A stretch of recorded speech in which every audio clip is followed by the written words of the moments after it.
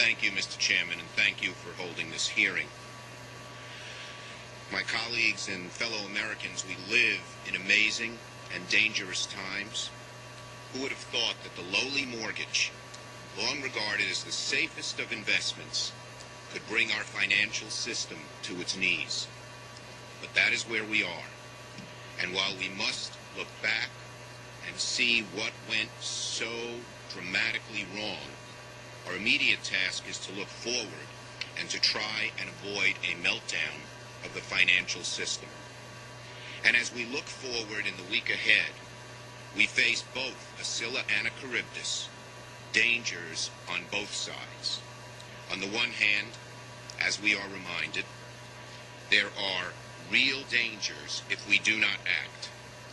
The description Chairman Bernanke gave us when the leadership of the Democratic and Republican House and Senate met in the Speaker Pelosi's conference room, the description Chairman Bernanke gave in quiet terms, without hyperbole, was astounding.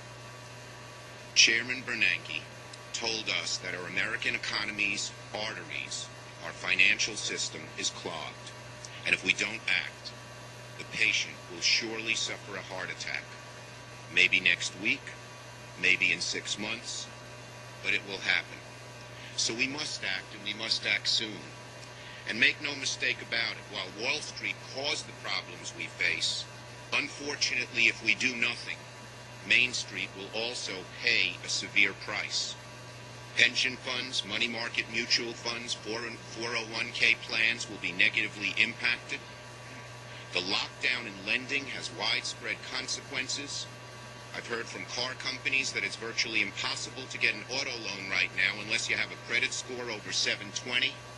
And if that continues, the auto industry will sell 6 million fewer cars this year than it did in years past. Even though the workers in Buffalo and Detroit and St. Louis are blameless, they will suffer. It's not fair, it's not right, but that's the world we live in. So, I want to assure the markets, and I think I speak for all of us, that we will not be dilatory, we will not Christmas tree this bill with extraneous amendments, and we will work in a bipartisan way to act, and to act soon.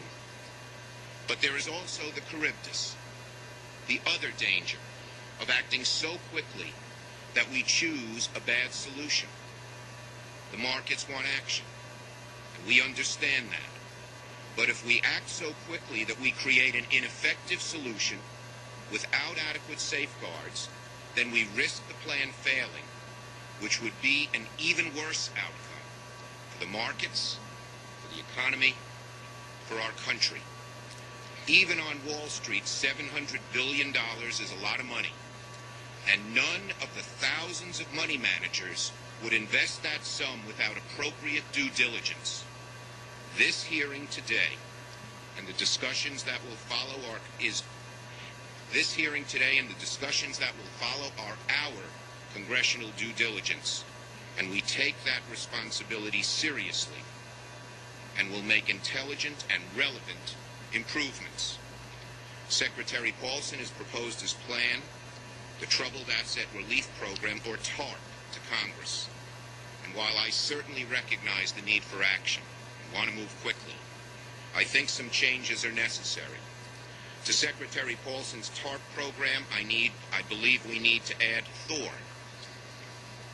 T for taxpayer protections, H for housing, O for oversight, and down the road, R for regulation. I can talk about each of these at some length, but we don't have time, Mr. Chairman. But on taxpayers, we must put taxpayers first should this program work. They must come ahead of bondholders, shareholders, and executives. And we need to add to this legislation those types of protections, such as my colleague Senator Reid has spoken about, and that would be more of a mandatory than a optional nature. Homeowners. Secretary Paulson has labored mightily to try to improve the homeowner problem nature. And Chairman Bernanke has said repeatedly, until we find a floor to the housing markets, and foreclosures are directly related to the housing markets, we will not solve this problem. And that affects not just those who made bad mortgages, or not just those who will lose their homes through no faults of their own, but every homeowner. The number of foreclosures and the price of the average American's home is related and can't be separated.